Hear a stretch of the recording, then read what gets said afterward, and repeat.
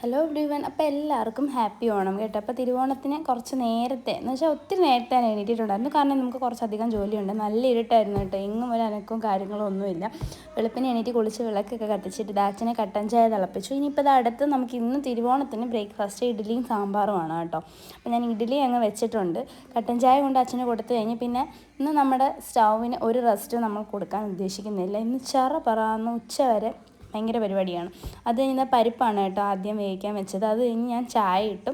പിന്നെ അമ്പലപ്പുഴേ ഉണ്ണിക്കണ്ണനോട് നീ എന്തോ പരിഭവം മെല്ലയോതി വന്നുവോ, ആ പാട്ടൊക്കെ കേട്ട് ചായ കുടിച്ചിട്ട് നേരെ കിച്ചണിൽ വന്ന് സാമ്പാറിനുള്ള കഷ്ണങ്ങളെല്ലാം അങ്ങ് വെച്ചു കേട്ടോ. അപ്പോൾ അത് വിസിലടിക്കുമ്പോഴത്തേക്കും നമുക്ക് അവിയലിനും കൂടെ എല്ലാം അരിഞ്ഞ് അതും ഇപ്പുറത്തെ സ്റ്റൗവിലോട്ട് വെച്ചു. അങ്ങനെ അത് രണ്ടും സെറ്റായി കഴിഞ്ഞു. ഇനിയിപ്പോൾ സാമ്പാറിന് കടുവൊക്കെ താളിക്കണം. കാരണം സാമ്പാർ രാവിലത്തേക്കാണല്ലോ മെയിനായിട്ട് വേണ്ടത്. അങ്ങനെ നമുക്ക് ഈ സാമ്പാർ പൊടി നമുക്ക് സ്വന്തമായിട്ട് വീട്ടിലും ഉണ്ടാക്കിയെടുക്കാം. പക്ഷേ ഇന്നിപ്പോൾ ഞാൻ സമയമില്ലാത്തതുകൊണ്ട് എല്ലാം ഇൻസ്റ്റൻ്റായിട്ട് തന്നെ അങ്ങ് റെഡിയാക്കുകയാണ് കേട്ടോ. അങ്ങനെ ലാസ്റ്റ് കായപ്പൊടിയും കൂടി ഇട്ട് കഴിഞ്ഞപ്പോൾ നമ്മുടെ സാമ്പാർ റെഡി.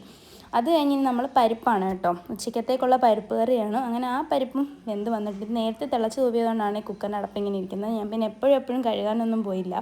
അങ്ങനെ പരിപ്പ് കറി എല്ലാം അരച്ച് കഴിഞ്ഞ് ഇനി അടുത്തത് മോര് കാച്ചാണ് കേട്ടോ. അങ്ങനെ മോരും കൂടെ കാച്ചി കഴിഞ്ഞപ്പോൾ ഇന്നത്തെ ഏകദേശം പരിപാടിയൊക്കെ ഒതുങ്ങി ഞാൻ ബ്രേക്ക്ഫാസ്റ്റ് കഴിക്കുകയാണ്. അപ്പോൾ അച്ചാറും പച്ചടിയും ചിക്കറിയൊക്കെ ഞാൻ ഇന്നലെ ഇട്ട് വെച്ചിട്ടുണ്ടായിരുന്നു. അപ്പോൾ അത് ചേട്ടൻ വരാൻ വേണ്ടി നോക്കിയിരിക്കുകയാണ് കേട്ടോ ഊണ് കഴിക്കാൻ. ചേട്ടനടുത്ത് പോയിരിക്കുകയായിരുന്നു. വന്നു കഴിഞ്ഞപ്പോൾ നമ്മൾ ഫോട്ടോ ഒക്കെ എടുത്തു. അപ്പോൾ ആറുവിൻ്റെ ഒരു ഫോട്ടോ ഉണ്ട്. പിന്നെ ഞാനും പാറവും കൂടെ ഫോട്ടോ എടുത്തു. അതൊക്കെ കഴിഞ്ഞ് ഞങ്ങൾ അങ്ങോട്ടും ഇങ്ങോട്ടും എല്ലാം പിരിഞ്ഞ് ഊണൊക്കെ കഴിച്ചിട്ട് ഇതെൻ്റെ സെക്കൻഡ് ഓണക്കോടിയാണ് കേട്ടോ. ഇതൊക്കെ ഇട്ടിട്ട് നേരെ വീട്ടിലോട്ട് പോവാണ്. അങ്ങനെ വീട്ടിൽ വന്ന സന്തോഷത്തിന് ഞാൻ എൻ്റെ വീഡിയോ ഒന്നും എടുക്കാൻ പറ്റില്ല. ഇതായിരിക്കുന്ന എൻ്റെ പിതാശ്രീയാണ് കേട്ടോ. പിതാശ്രീ ഇങ്ങനെ എപ്പോഴും ഒന്നും ലീവ് എടുക്കാറില്ല. അങ്ങനെ കാർത്തിക്കും കൃതിയും കൃഷ്ണമോനും കൂടെ സെറ്റായി കേട്ടോ. വൈശുവും അപ്പുറത്ത് പൂച്ചക്കുട്ടികളുള്ളതുകൊണ്ട് വൈശു അവിടെ എവിടെയോ പൂച്ചയുടെ കൂടെ ഉണ്ട്. ഇവരുടെ ഗ്യാങ്ങിൽ ഇപ്പം വന്നിട്ടില്ല, പക്ഷെ കുറച്ച് കഴിയുമ്പോൾ വരുന്നതായിരിക്കും കേട്ടോ. അങ്ങനെ ഞാൻ നേരെ അപ്പുറത്ത് ചെന്നപ്പോൾ അവിടെ നല്ല അടിപൊളി അത്തപ്പൂക്കളെ ഇട്ടു. അങ്ങനെ വൈകുന്നേരമൊക്കെ ആയപ്പോൾ അമ്മ ചായയൊക്കെ ഇട്ടുകൊണ്ട് തന്നു കേട്ടോ. അങ്ങനെ ഞാൻ ഇന്ന് വിശാലമായിട്ട് ചായ കുടിക്കണം. വീട്ടിലാണെങ്കിൽ ഞാൻ തന്നെ കുടിക്കണമല്ലോ.